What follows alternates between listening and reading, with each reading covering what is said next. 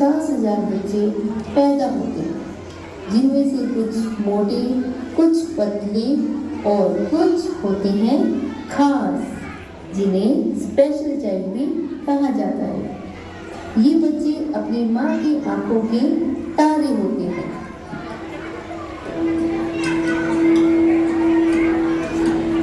है सुना ये पूरी धरती तू चलाता है, मेरी भी सुन ले रोज मुझे घर बुलाता है। भगवान है कहाँ है तू, है खुदा है कहाँ है तू। है सुना तू भटके मन को राह दिखाता है, मैं भी खोया हूँ मुझे घर बुलाता है। भगवान है कहाँ है तू, है खुदा है कहाँ है तू। मैं पूजा करूँ या नमाज़ें पढ़ूं, अल्लाह से करूँ विदा, ना तो मंदिर मिले ना तो गिरजे मिले, तुझे ढूंढे थके मेरे,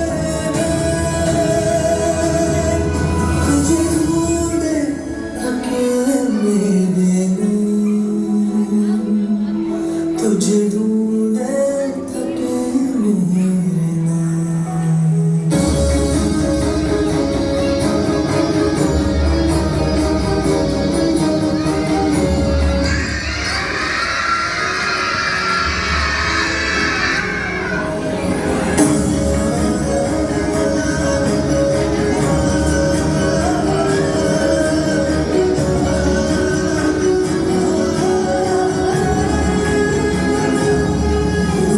अब भगवान का घर, तो भगवान ने अपनी जगह इस दुनिया में माँ को भेजा है, क्योंकि एक माँ ही है जो अपने बच्चे के लिए कुछ भी कर सकती है। आइए अब मैं आपको एक प्यारे से बच्चे बिल्ली से मिलवाती हूँ, जिसकी अपने ही एक दुनिया है।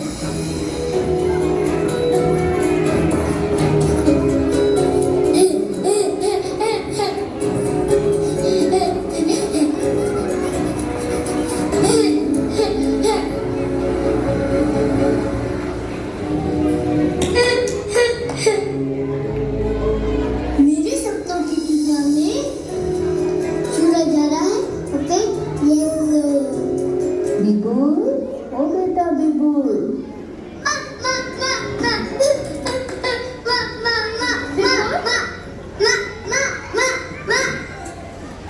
बिबुल, तुमने फिर से इन कागजों को हरा पीला करना शुरू कर दिया। क्या सूरज हरा होता है? ये मेरे सपनों की दुनिया है। बच्चे, कागज पर दुनिया नहीं होती, कागज पर तो लकीरें होती हैं। ये सीधी लकीरें बहुत बोरिंग होती हैं। ये घूमती फिरती गाती नाचती लकीरें अच्छी होती हैं। बिबुल, तुमने अपनी शाम की दवाई ली? दवाई खाना मेरा काम है, लेकिन दवाई खिलाना आपका काम है।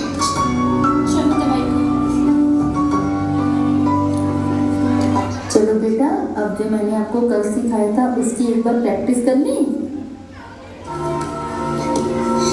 वो तो मैं भूल गया।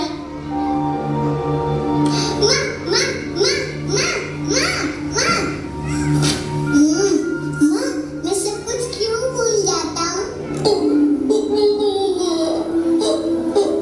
बच्चे, तुम उदास क्यों होते हो? तुम्हारी माँ है ना हर बार तुम्हें याद दिलाने के लिए। अभी आपने बिबुल की कहानी देखी। आइए अब थॉमस एडिसन से मिलते हैं, जिनकी माँ ने उनका हमेशा साथ दिया। एक बार थॉमस एडिसन स्कूल से अपने घर आए और अपने स्कूल से मिले पेपर को अपनी माँ को देते हुए बोले, ये मैंने टीचर ने मेरे को अम्मी को दी।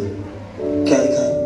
सर ने लिखा है कि आपका बेटा बहुत ही प्रतिभाशाली है और उनके पास अच्छे टीचर्स ही नहीं है तुम्हें पढ़ाने के लिए।